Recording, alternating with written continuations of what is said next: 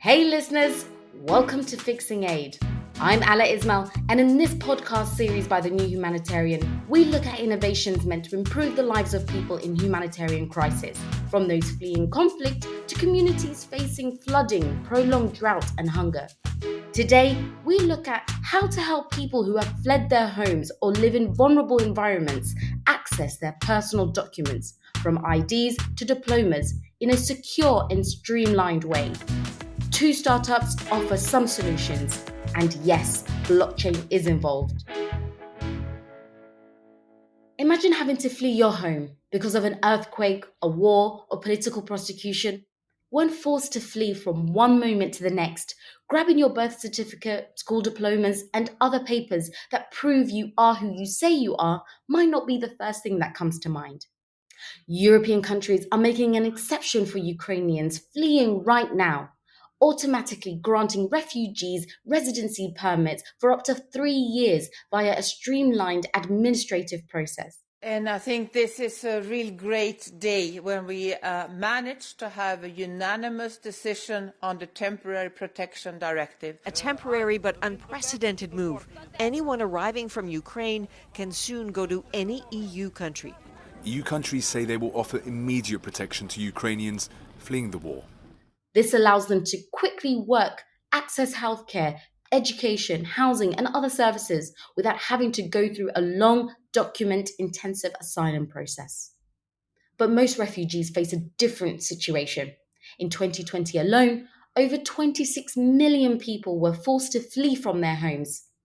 So many needed to start their lives over from scratch. Doing that is even more difficult when you don't have any identifying documents.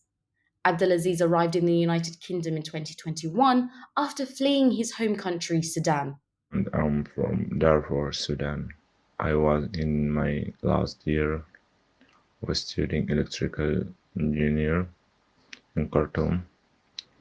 The revolution started in 2019. The university stopped because of the protest. I'm also artist, painter, and during the protest, I will do street painting on the walls with a message to the government. The message is peace and justice and freedom.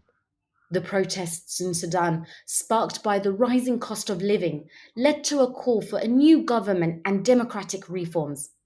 Despite the removal of longtime ruler Ahmed al-Bashir, Abdulaziz says the new people in power were going after people like him, people who had been involved in the protests. He fled Khartoum for his home, a village in western region of Darfur. But Darfur wasn't safe either. His village was attacked by militia forces. One day, he saw more than 100 people killed, including his brother. He fled to Chad, a neighboring country, and then tried to make his way to Europe. I moved into Libya eventually after getting lost in desert, kidnapping by smugglers, and forced to work. I came to Europe via boat and then to the UK on truck.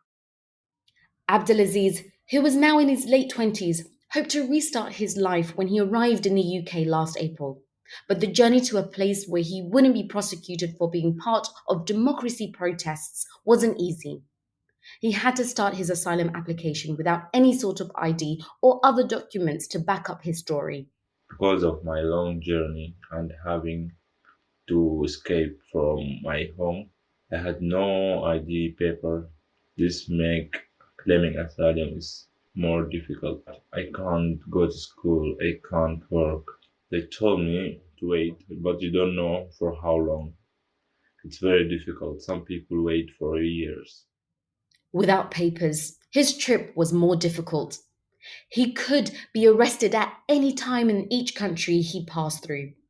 It's not only refugees and asylum seekers who sometimes need to cope without identity papers. More than 1.2 billion people in the world do not have any form of identification. Sometimes that's because they live in remote locations and can't travel to get the papers they need. Sometimes it's because of administrative challenges and so on. Is there a way for people, especially those in vulnerable circumstances, to gain the power to be in charge of their identity? How can they access the documents that identify who they are and what academic and other qualifications they've earned? A concept called self-sovereign identity tries to address these issues. Self-sovereign identity came along as a concept where the identity is owned by you. That's Khalid Maliki. He is the co-founder of Tykn. Tykn is a for-profit tech startup based in the Netherlands. It uses blockchain to create the infrastructure that allows people to control their identity documents.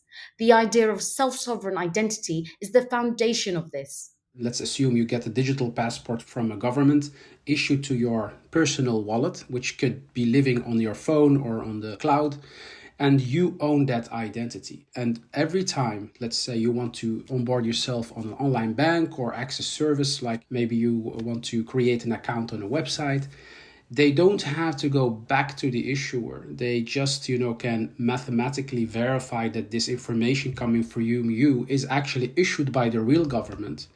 And they don't have to do a lot of verification processes. So for the end user, it makes the life easier because they can selectively disclose information about themselves. But at the same time, it also makes the life easier for those verification parties. Okay, this sounds difficult, but it's actually straightforward. People's ID data is stored in a so-called wallet, an encrypted cloud that is either accessible on your own device, like a smartphone, or a cloud. That data could be anything that has to be verified, from your address to your date of birth or other details that are needed when accessing or setting up a new service, like opening a new bank account. Blockchain plays a small but important role. It's secure because recorded data cannot be deleted. Blockchain is only used to identify the organizations that are issuing verified data about you. It confirms that the data in your wallet was verified by a real government or other institution with the power to grant and verify official documents. You, as the owner of that data, decide how much information you share and with whom. So, how does this apply to people in Abdelaziz's situation? People who are forced to flee their homes and must prove their identity to a foreign government. How relevant are these technologies for them?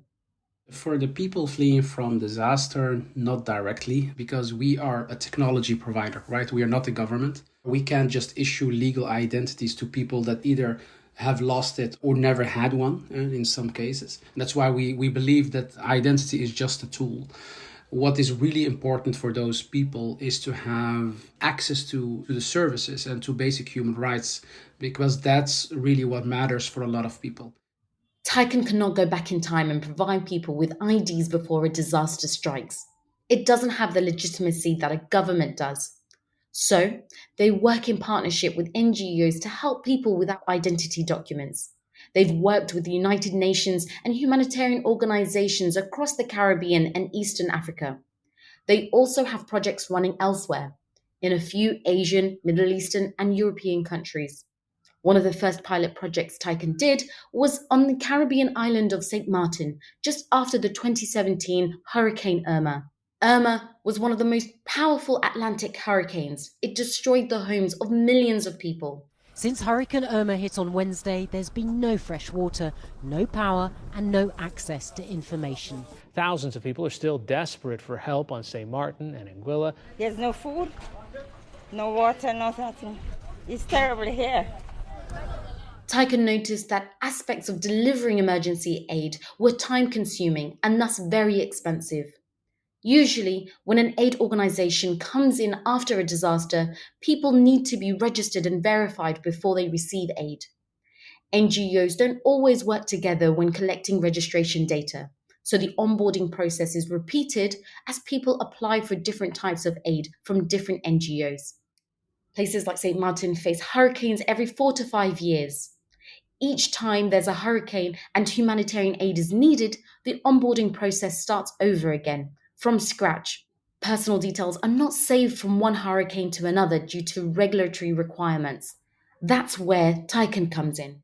With this technology, the identity is owned by the end user. That's why it's called also self-sovereign identity. But we can prove that this was issued by an exact NGO. So it's not a fake NGO. No, it's the real NGO, which is the Dutch Red Cross in this case, has issued these credentials to the end users or to the beneficiaries in this case. And now we can start kind of connecting with them very quickly instead of doing the whole onboarding process all over again. That's why it's so powerful and meaningful for the end users as well. Tykn undertook another pilot project, this time in Turkey, which hosts the largest number of refugees in the world, over 4 million people, mainly from Syria. Together with the UNDP, Tykn wanted to see how its technology could improve the refugees' livelihoods.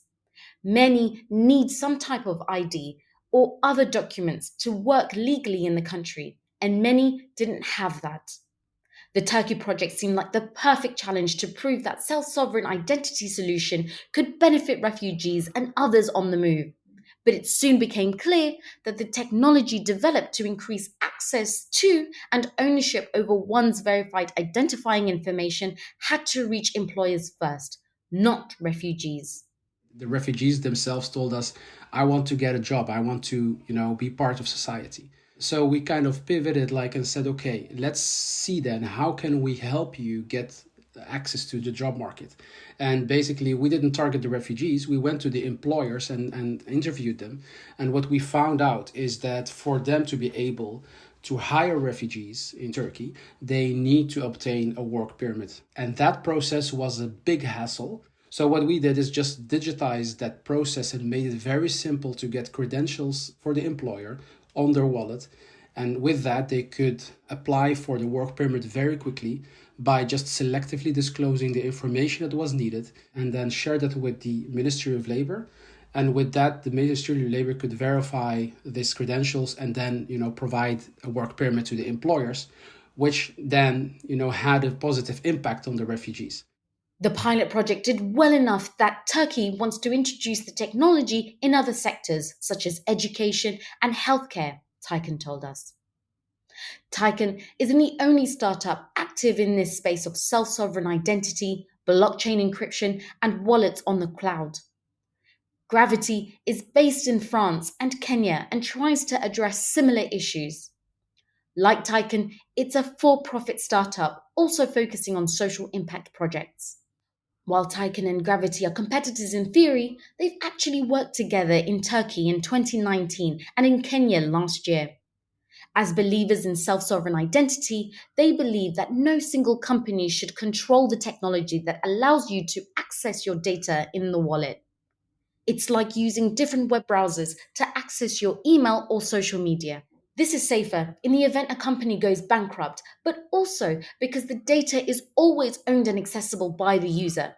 The idea is that no company should be able to monopolize this space, which would take away ownership from the individual. Sharanya Thakur is a project manager at Gravity. She started her career in the humanitarian world. After joining Gravity, she realized that it took a lot to implement Gravity's offering on the ground. Working in Kenya, she was focusing on using digital identity to help people access cash transfers as a form of relief during the COVID pandemic. So we targeted two populations in Kenya. The first was a more urban population that was in an urban settlement just outside Nairobi called Matare.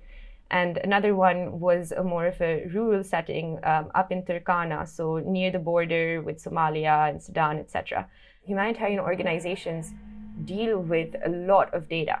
They deal with a lot of sensitive data, especially on vulnerable people. And so it's extremely important for them to firstly be able to handle this data and move it from point A to point B in a secure manner. And secondly, to respect individuals' privacy. A lot of times, individuals on whom data is collected, who are vulnerable and may not be digitally or normally literate as well, don't necessarily have those conceptions of what are the best practices in terms of being able to share my data securely, to store my data securely, etc. Sharanya says that about 95% of the people in need of assistance in those two Kenyan projects did not have any form of identification. That caused the same lengthy onboarding procedures as Khalid witnessed in St. Martin after the hurricane. Gravity came up with an idea of giving people who are eligible for assistance a QR code containing their digital identity, secured by a PIN code. This would help people prove who they are and what they are entitled to. That meant after they completed one registration, the next should be faster and easier. But implementing this plan wasn't so easy.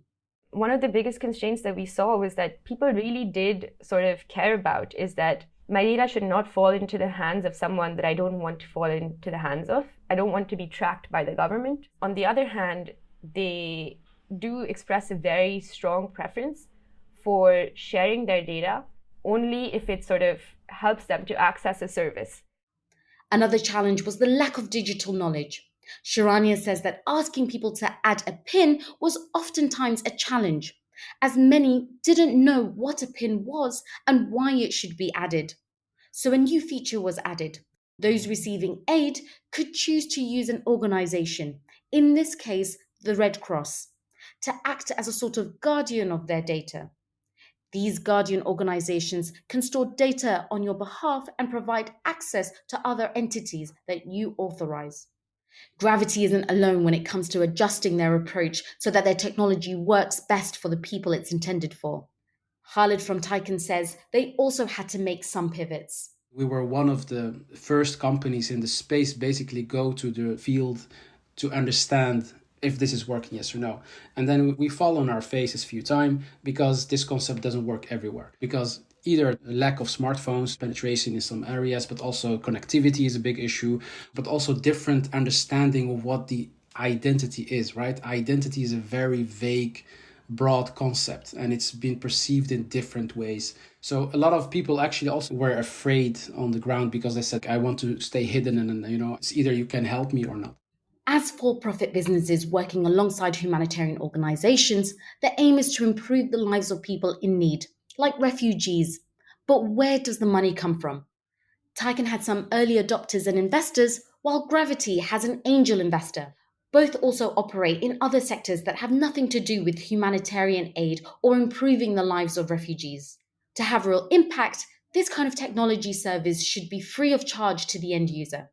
The institutions using the online verification process are the ones picking up the bill, whether that's a government, humanitarian agency, or commercial party. So in the long run, can money be made by securing encrypted data for vulnerable individuals? Is there a place for profit? Khalid explains that as much as social impact is part of his company's DNA, his shareholders still want to see some kind of revenue or growth. The humanitarian sector mostly works with grants linked to a funding cycle. Even if those grants are big, it's not a sustainable way to basically create more revenue and generate more growth in the company. And since last year, people can just, buy a package. For example, on our website, I want to authenticate or verify, let's say, 1,000 users. And we have a fixed price for that, which is relatively very cheap, just to make it possible for other organizations to start playing and adopting this technology in a very easy way. For Gravity, they're creating two different types of revenue models, one for the humanitarian sector and one for the private sector. What we do for the humanitarian use case, we charge a sort of license fee based on the number of months that someone is using and what components of the solution they're using. So this is usually fixed per month. Then we have a variable component. We're trying to implement this in the humanitarian side as well. And what we do in our other use cases and other markets is something called pay per data, which means that per piece of data that any entity requesting data receives, they pay per data point, and depending on the type of data that it is. From giving people more ownership of their personal data to simplifying the process that allows them to access humanitarian aid or apply for a job in a new country. Digital identities through blockchain could be really useful to people who are starting over or who are picking up the pieces in the aftermath of a disaster, like a hurricane. But there are still some hurdles to implementing the technology as well as financing it. And there's still the question of the more than 1.2 billion people without any identity papers to begin with. What will it take for them to access a digital ID that is safe, verified, and widely accepted? India launched a nationwide biometric ID system known as Aadhaar in 2009. It's the largest ID system in the world. Once an Indian resident has their unique 12-digit number, they should be able to access financial services like subsidies or file their taxes without verifying their identity over and over again. But privacy and security concerns have sparked controversy and several Supreme Court rulings since implementation. But for someone like Abdelaziz, the student protester from Sudan, who we heard from earlier, the tech solutions offered by Tykn and Gravity could have been really helpful. Instead of waiting for many months in the UK, with nothing to do because he was not allowed to work or study, he believes his asylum process may have gone much more quickly if he was able to prove his identity earlier. The average waiting time is usually between 1 to 3 years. After 1 year, Abdelaziz has just received a letter inviting him to start the in-person asylum interviews, where he will try to explain why Sudanese authorities were after him. If I would have had my paper to identify myself, I think will have been so different from me. It would have been necessary to prove who I am and that I had no choice but to escape from Darfur to UK. That's it for this week's episode of the New Humanitarians podcast series, Fixing Aid. We have more episodes coming up, and in all of them, we'll start with asking people who are in need of aid or receive aid what they need to improve their lives. And then we'll look at how to help solve those issues by talking to the innovators who are trying out new ideas and solutions. Send us your feedback. Find us on Instagram or Twitter at New Humanitarian, or send us an email, podcast@thenewhumanitarian.org. Don't forget to subscribe and leave a review. This podcast is a production of the New Humanitarian. This episode was produced and edited by Marta van der Wolf, and I'm Alae Ismail.